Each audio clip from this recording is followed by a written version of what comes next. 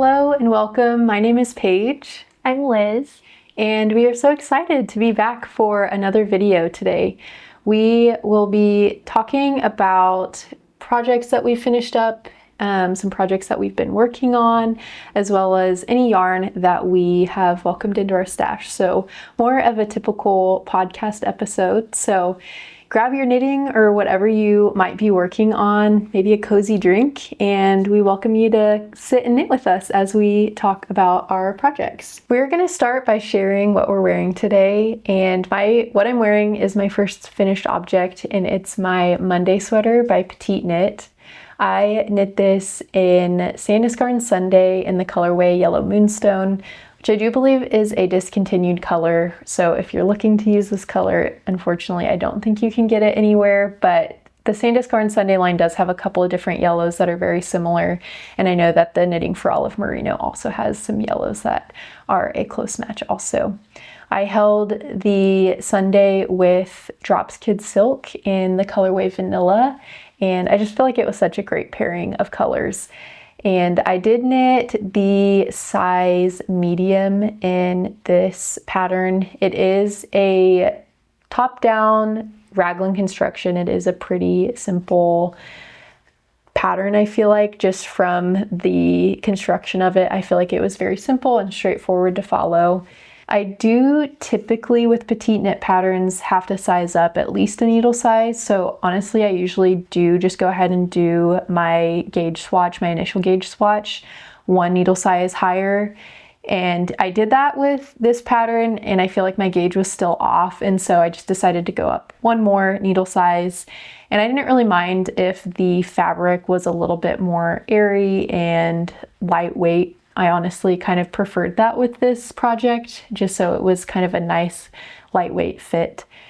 Other than that, in terms of modifications, I did crop the body by about 3 centimeters, and then I cropped the body ribbing by 2 centimeters. So it is about 5 centimeters cropped, but I don't feel like it is too cropped. I don't feel like it really looks like a cropped fit, I guess, for me, which I feel like my torso maybe is a little bit shorter than the typical person. I feel like my length in terms of how tall I am, like I am 5'7", so I'm not like super short, but I would say most of my length comes from my legs. So I do actually typically kind of crop my tops a little bit when I'm making them. And then I did also crop the ribbing on the sleeves by a couple centimeters. The ribbing recommendations for this pattern were a lot longer than what I feel like I've typically done on a sweater, which I feel like it looks really nice on all the sample pictures, but just for me personally, I wanted a shorter ribbing and maybe a little bit experientially too when I was knitting. I feel like it's nice to not have to knit so much ribbing, just in my personal preference. And I did for the sleeves as well change the decrease rate a little bit. I wanted to just make sure that the sleeves weren't going to be like super tight fitting. And so I think instead of every 6 stitches, every 7 stitches, I did a decrease round. And so the sleeves are probably a little bit wider than what the pattern calls for, but I don't feel like they are crazy wide or anything like that. But that was just what I wanted in terms of my fit. And I did do one less decrease round than what was recommended for the pattern. This was my first time using shorty needles, and just a smaller cable circumference instead of using magic loop. So I did that for the collar and I did that for the sleeves as well. And the reason I decided to do that, I'm usually okay with magic loop, but I do get some laddering that is more apparent on smaller gauge projects. And I was really noticing some of that at the collar when I started the project, because it starts with the collar and just knits down in one piece. And when I noticed that initially, I was like, oh no, I really don't want that. So I just went to my local yarn store and bought some of the shorty needles with the smaller circumference cables. And I feel like that was such an enjoyable experience, both for the collar and for the sleeves. I feel like it was so nice just to kind of like be able to just keep knitting on the sleeves and not have to kind of stop and go like you do with magic loop. So we'll see if I do that with every project. I don't necessarily want to have to buy more needles for every single project because it does get expensive, but I feel like I would like to have just a small stash of the needle sizes that I am going to use more frequently. So we'll see in the future if I do that. But other than that, I really do love the fit of the finished garment. I feel like it will be such a nice layering piece for the spring, just as a transitional piece, because the gauge is so lightweight and airy. And I feel like it goes really well with skirts, with jeans, with anything, especially because it does have a little bit of a crop to it. I can still kind of tuck it in. I do usually wear things in a more high-waisted, like high-waisted pants. And so I feel like it looks really good with a different combination, or even throwing it over a dress too. I feel like I've done that with this piece as well already. So do you want to share about what you are wearing?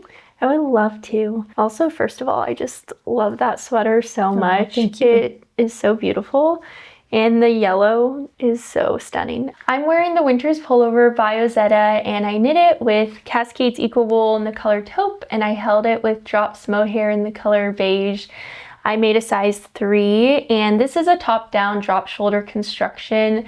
I have loved this sweater so much. I've worn it probably more than I have any of my other sweaters right after I got done with them. And I was joking with my husband. I was like, after I finish any piece, I feel like this is my new favorite piece, and I feel this with this sweater. It just feels really easy to throw on, so I've been wearing it with my dresses and skirts and jeans and linen pants, and so I just love how cozy it feels.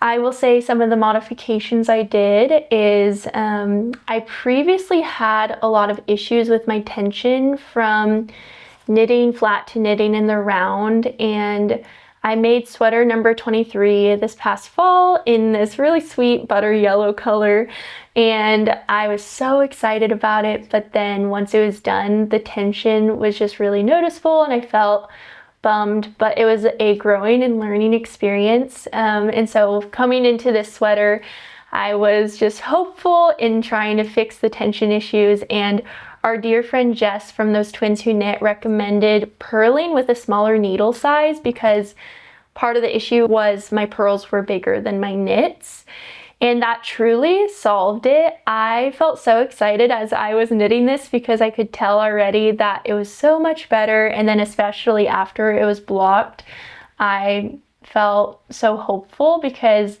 I think after this last fall, if anyone has had this experience in one way or in another, I got done and I was like, I know this is something I could probably try to fix moving forward, but I feel a little nervous to try this type of construction again, because what if it happens again and I put all this time into it? And I know that's just the process and a part of creating, and it's something I am trying to embrace more as I create, because I can tend to be, I think, very perfectionistic, and I think just in general, I'm trying to be okay with being a beginner and knowing that that's bound to happen, and that I can learn and grow and make changes along the way. And that time of knitting that piece was still so sweet. But all that to say, I did change that. So I did my knits with a 6mm needle, and then my purls with a 5.5 millimeter needle, and then ribbing with the 5mm needle. Some other modifications I made is the row count didn't match up with the centimeters, so I just went based on centimeters. As far as the decreases in the sleeves, it recommended doing a knit 2 together through the back, but it was really noticeable, so I actually ended up restarting a whole sleeve. I kept going, and then I was like, maybe it won't be bad, and then I got mostly, probably about 2/3 of the way done with a sleeve, and I just felt like it was so noticeable, so I went back and I ended up doing SSK instead. As far as the length measurements, I did do shorter ribbing. I think it calls for 10 centimeters of ribbing, but I did 7 centimeters of ribbing. In retrospect, I would maybe do an additional centimeter. I feel like we've talked about this. I can't remember if it was in the last video, but we had talked about how sometimes the bodies, we will be like, oh, we should stop now and start ribbing, and then we wish we had went longer. And I think that's my continual learning lesson, is I always wish I just went barely longer. The other modifications I made was to the collar. I was originally thinking I would do the turtleneck, but I ended up doing a shorter collar because I just felt like I would get more wear out of it. So I think it calls for ribbing for 20 centimeters, but I actually just did 12 centimeters of ribbing. And then I did a Italian bind off. I do wish I had done a stretchy bind off because I didn't knit it down because I wanted to keep it so I could fold it in or fold it outwards like a little turtleneck. And so I kind of felt like it was a 2-in-1 look, which felt really fun. It does come with some negatives of I find myself playing with it a lot or fixing it a lot, but I don't mind that too much. And then the other note is I picked up every stitch for a slightly wider collar in general. So those were my two big changes with the collar, and I really love it. I couldn't decide what I wanted to do, but I'm really glad I went this route. And yeah, I think that's all the notes for my winter's pullover. It turned out so good. I haven't tried it on yet, but I told Liz as soon as she sent me some pictures after she finished it, I was like, I want to try it on because I don't think I want to try to make something that has much more of like a lot of positive ease in it. And I just really love the way that turned out because I feel like it just looks so cozy. I can share about my next finished object. I made the Quilty cabin socks by Horsefeather Fiber Arts. I used Coast to Coast classic sock base in their colorways Unexpected Friendship and their colorway Leek.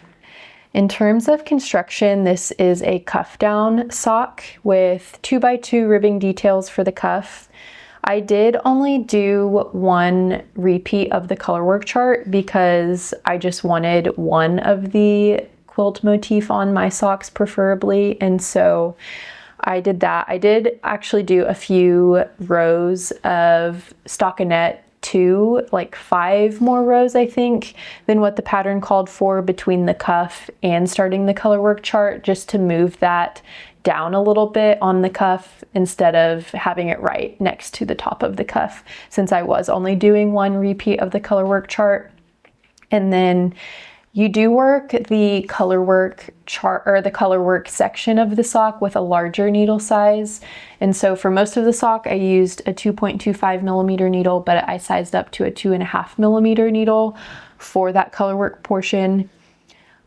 I don't know whether I will do that in the future. I would say my stitches I know a lot of people have the issue of their stitches being too tight when working with colorwork on socks.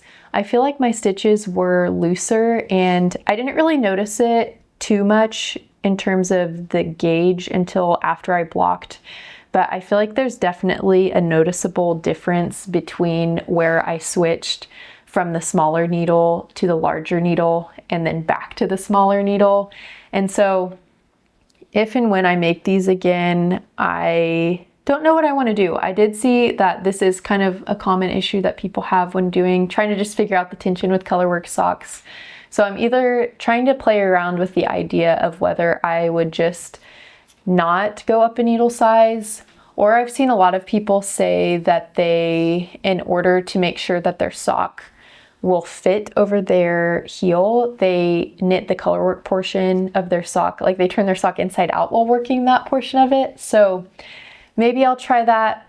If you guys have recommendations on what I should do in order to just make sure that it's not a super noticeable difference, but also I want to still be able to get the sock over my foot. So I know there's probably a little give and take on what I need to do, but I'm also just going to try it out and see, maybe test it a little bit and experiment with my next pair of colorwork socks just to see what happens. And I did also add a contrast toe into the sock as well, which I feel like was such a fun detail in order to just kind of create some like cohesiveness to what I did at the top and at the bottom. I really loved that detail of it as well. This was my first time using DPNs for socks, which was a little bit fiddly. And I think initially I was like, I'm I'm just going to go back to Magic Loop. But I feel like by the end of it, I really did enjoy using the DPNs. I would say the jury's still out on whether that's going to be my preferred sock method, because I do want to give Magic Loop a try again. I have had issues in the past with ladders, as I mentioned with my my Monday sweater. I do have some laddering on smaller gauge projects, and that has been an issue I've had in the past with socks.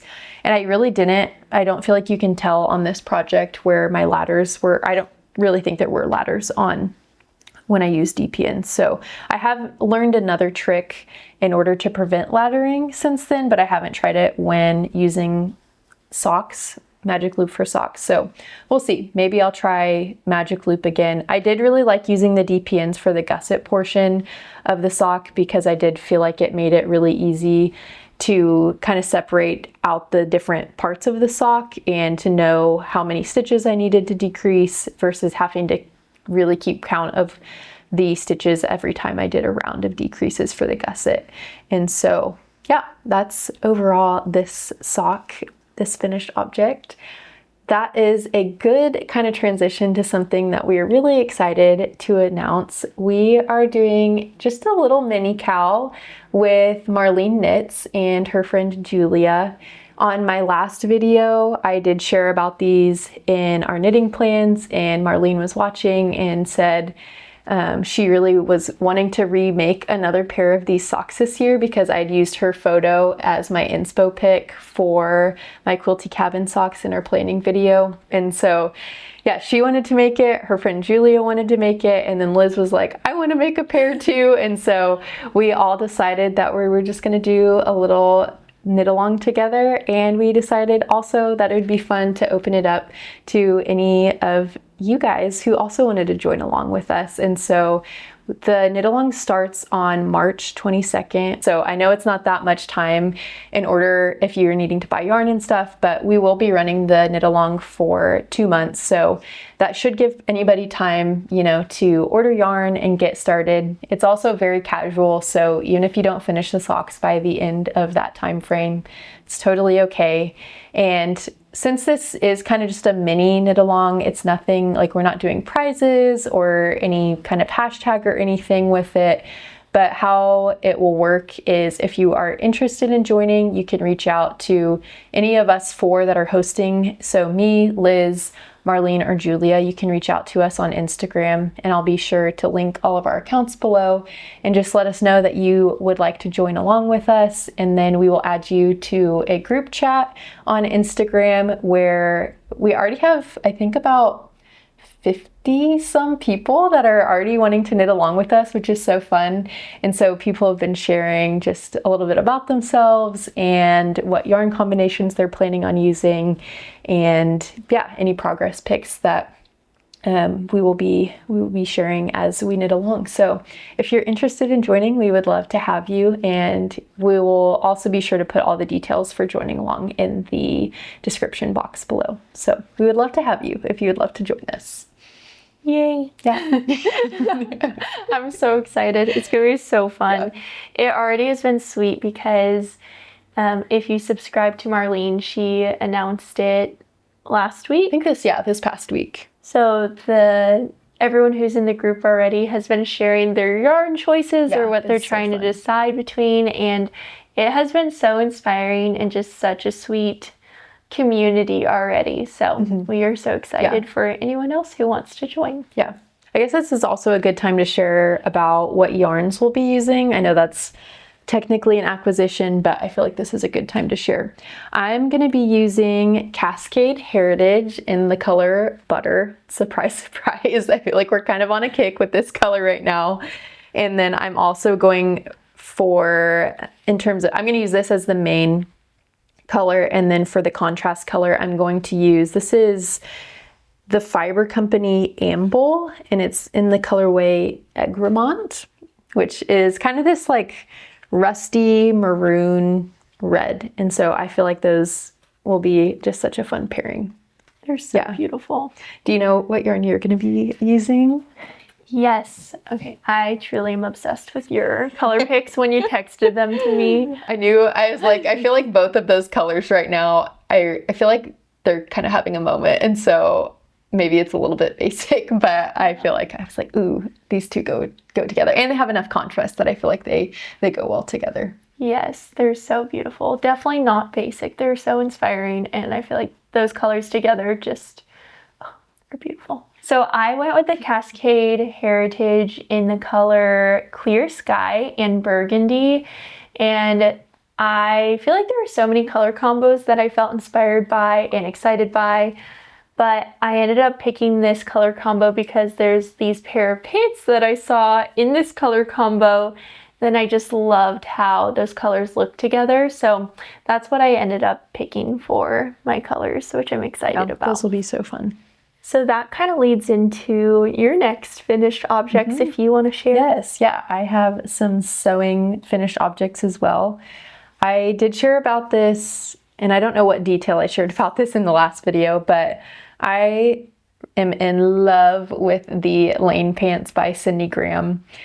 And since January, I have sewed 4 pairs of Lane Pants in some capacity. And so it has just become such a staple project, but also I honestly feel like I wear a pair of Lane Pants every day in some form. And so it's just been such a fun pattern to kind of even just recreate over and over. Once you've made a pattern one time, I feel like that's so nice to make it again and again and again and again, because it just becomes so familiar. And then I do really think then it becomes not mindless, because I feel like it is a different kind of creating than knitting, but I feel like you can really get a groove, and it does feel more restful when you kind of know what you're doing. And so that's what I've really loved about the Lane Pants.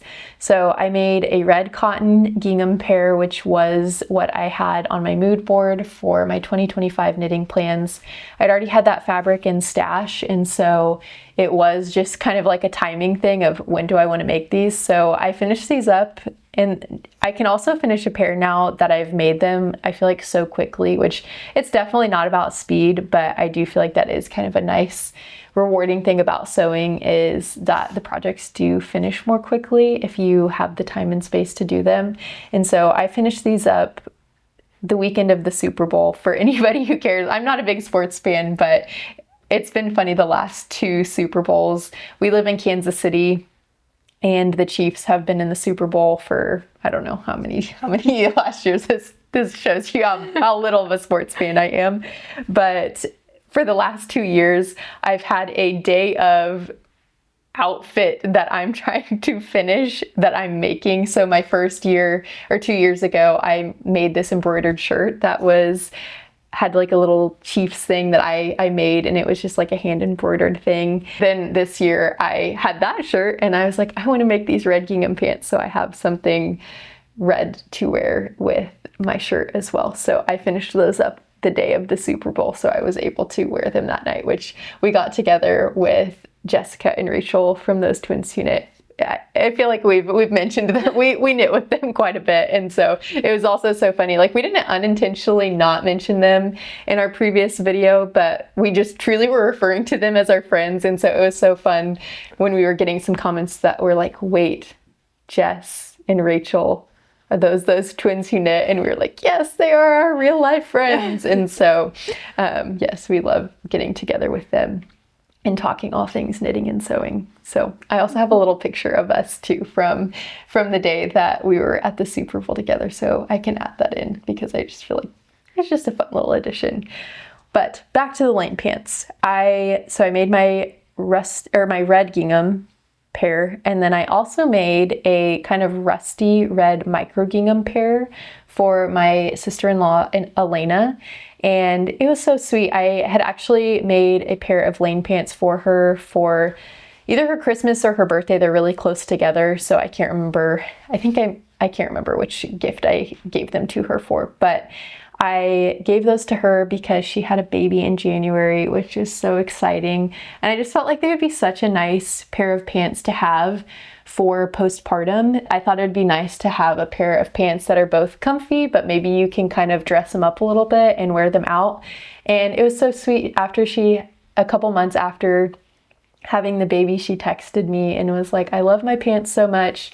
She also sews a little bit too. And so she was like, could you show me how to make these? And she's like, I really want another pair. And I just told her, it's like, you have a lot going on right now. Can I just make you another pair and just get to bless you with that, because you have a lot going on in this season and you can have them probably quicker that way, because I'm like, I have a lot of time on my hands right now. And so that was actually so sweet for me. I feel like that was honestly the biggest form of flattery for me, of even to just, I love getting to use my hobby and my skills to actually be able to bless somebody else. And like, not that it's like that big of a need, but I just really, that was like, warmed my heart so much for her to ask it. And that really felt like it feels more blessed to give and receive in that moment. And so I just really loved that. And it was so fun to get it, to make those for her, and for her to, I haven't actually seen her wearing them, but she told me she loves them. And with both of those pairs, I will say, I haven't made a ton of modifications to the lane pants that I've made, but I have noticed that the pattern adds a lot of extra length into them. So it just already kind of takes into account that different people of different heights might be wearing them. And so for me, in the fit that I prefer, I actually cut, I think 3 inches off of my pattern pieces, or I think I just kind of folded them up so that the length is still there, but I've taken 3 inches off of all of my lane pants versus what the pattern kind of already has in it. And so that gives me kind of my preferred fit of kind of it hitting my ankle and not being super baggy. And that's worked really well for me. And then my other 2 pairs of lane pants are technically, I hacked the pattern to make shorts. I kind of got on this kick where I really wanted to reinvent my pajama closet, or what I wear for pajamas, which I feel like is such a funny thing and most people probably don't really care that much about it. But I was like, I want cute pajamas. And so I actually bought a couple pairs and I didn't really like them. And I feel like I was having a hard time finding something that I really wanted in a pair of pajamas. And so as a lot of makers do, when you can't figure something out, you go, I'm gonna make it myself. And that's exactly what I did, which I'm so happy. So I made 1 pair in this dainty floral pattern of fabric, and it's just I think it was honestly a quilter's cotton from Joann, and I added a little ruffle hem detail on it, which I just feel like it's just so dainty and feminine and cute. And then I just bought like a t-shirt to kind of go with it, and it has like, the t-shirt I bought has just this little like lettuce ruffle edge on it, which I think the pairing of them looks so cute together.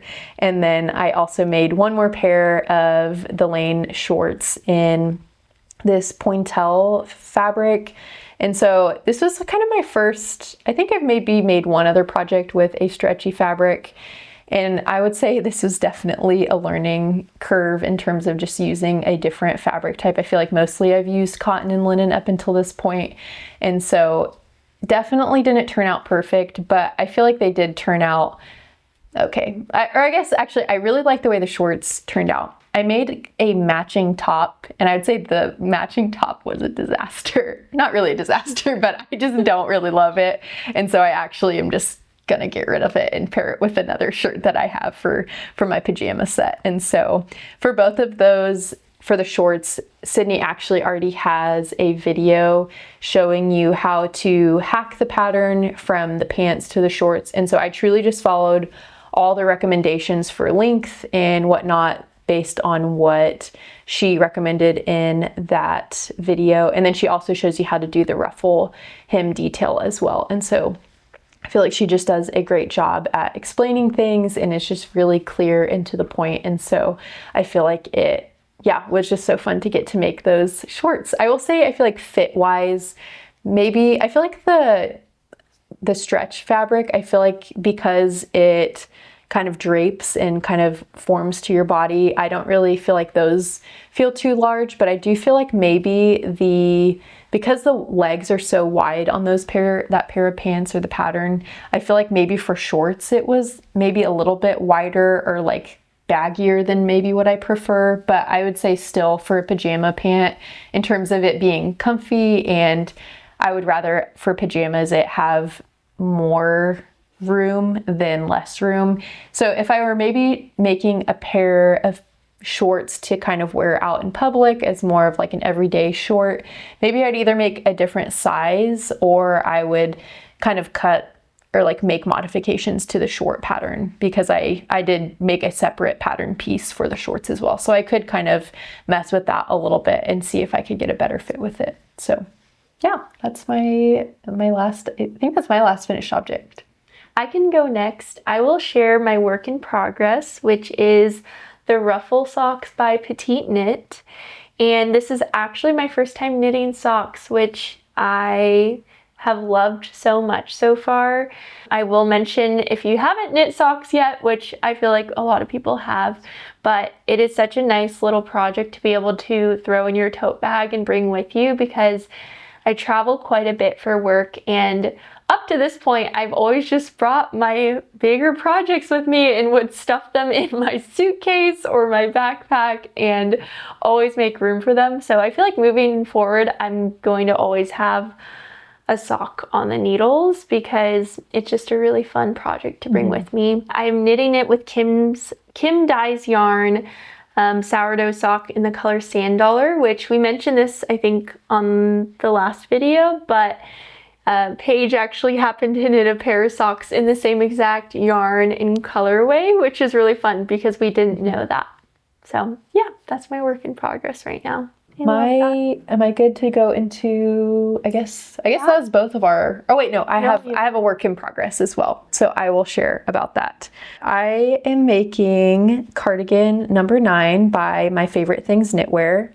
I'm making the 3rd size, and I am using Sandnes Garn Pure Gint in the colorway Marzipan. I haven't made something in a whitish cream color yet. I feel like I've been a little bit nervous too, just because if you get it dirty, it really shows that. And then, yeah, I've just been a little bit hesitant, but I feel like this has been a good color to kind of enter into a cream colored project. I did go up 1 needle size for all of the recommendations for the different parts of the project. It is a saddle shoulder construction, and I'm actually knitting this as kind of like a little mini knit along with my friend Kate.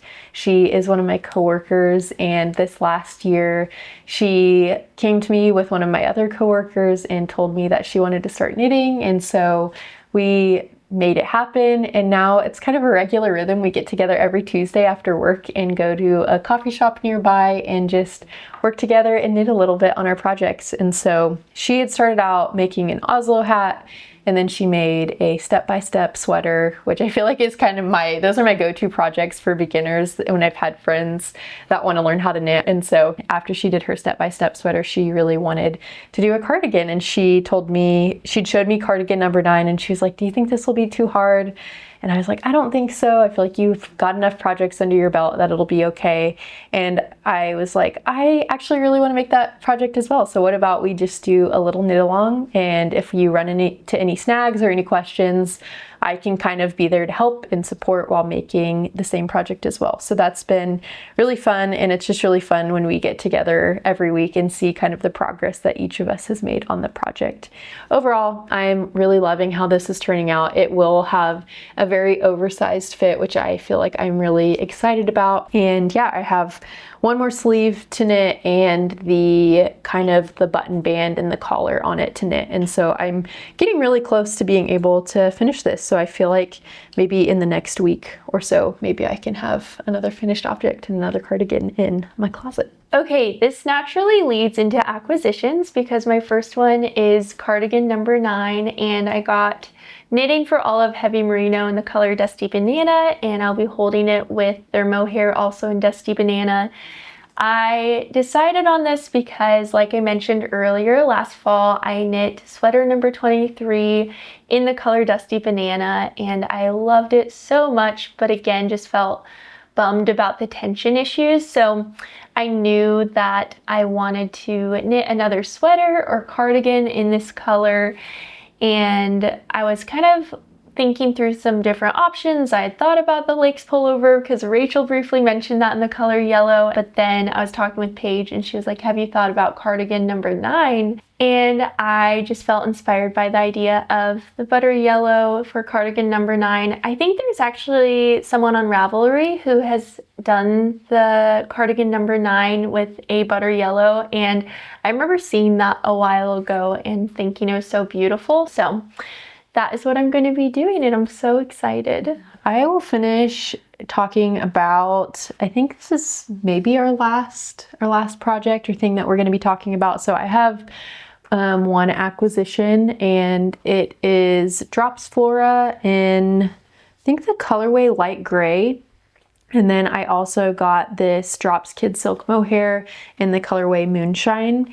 And I'm planning on using this yarn combo in a Tulip loop sweater, which I also mentioned in our 2025 knitting plans. And so I feel like all the projects I shared about today are definitely a copy and paste or the inaction of our knitting plans. And so sorry if that's a little bit boring to you, but I kind of love sticking to a plan. So I guess that's what's working for me this year in terms of planning projects and then getting to them. And so I am really excited about the Tulip loop sweater. I feel like I've seen a lot of people in YouTube world making this sweater right now, and it's just been so fun. There's a lot of different variations. Like, I think there's a vest, there's one that has like a roll neck, there's a V-neck version of it, and then I'm just doing kind of the plain Tulip loop sweater. I would assume it's the original of the series that the designer Other Loops has made, but I'm going to be holding 2 strands of the Drops Flora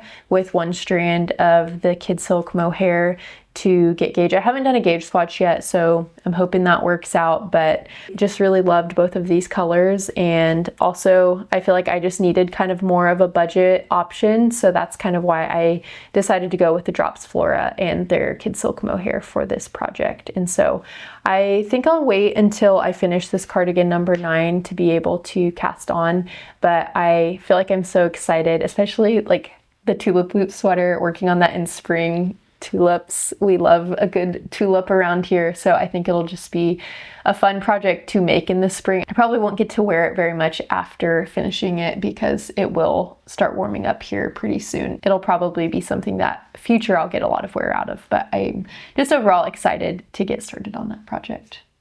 I actually have one more acquisition as well, and it will just be a vanilla sock with the Cascade Heritage yarn in the color Butter.